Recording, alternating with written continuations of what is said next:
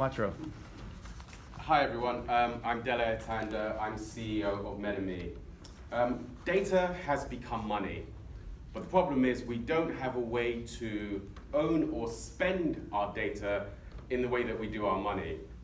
And the real tragedy is this prevents us from creating new economies that bring positive social outcomes through incentive alignment and the flow of information.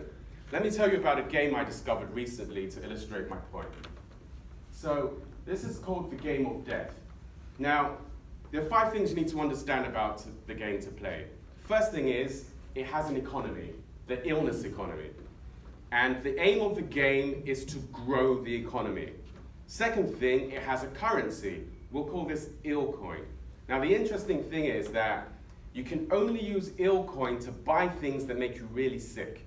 So cigarettes, alcohol, fast food, addictive drugs, corrupting media, anything that makes you really unhealthy, you can use ill coin to buy. And here's the really clever thing. The more ill coin you spend on things that make you sick, and the more ill you become, the more ill coin you earn, right? Clever. So, now when you get sick, you have to see healthcare providers, and they get paid ill coin too to treat you and make you better. So clearly, the more ill you become, the more healthcare providers you see, the more ill coin you earn, the more the economy grows, right? Now, of course, someone's got to pay for all of this. So at the top of the chain, we have the healthcare payers. And these typically are governments, employers, insurance companies, and sometimes you and I as individuals too. And of course, we can't forget us, the consumers, because let's face it, we are the real engine of the economy. So let's recap, right? The game of death is about growing the illness economy, and you do that by buying unhealthy products and services that make you really ill. But you have to not get carried away with this, because if you go too far, you'll kill yourself, and then you lose the game. Now, in truth, there is some incremental uplift from dying, because there's funeral costs, and your death is likely to kind of really stress your family out, and probably make them more ill and grow the economy more. But, if you're not really one of the harmful product producers or one of the healthcare companies, the best way to be a good citizen and to do well in the illness economy is to get as sick as you can without dying, incur massive ongoing healthcare costs, and then just sit back and count your checks. Does anyone play this game? Is anyone familiar with this game? All right. Okay. Jokes aside, the illness economy is real. And it really comes about from a misalignment between what we want as a society and the incentives around industrialized food, drug, healthcare, and media product industrialization. And at the moment, healthcare costs are rising at 12% per annum, where GDP on average is 3%. So there's a perfect storm brewing. But the good news is it doesn't have to be this way. So at metaMe, we're creating what we call the game of life. Like the game of death, it is also about growing an economy, the wellness economy. It also has a currency, the well coin, which you can only use to buy healthy products and services, things that make you better or healthy. And of course, you will still get ill. This is not a fantasy.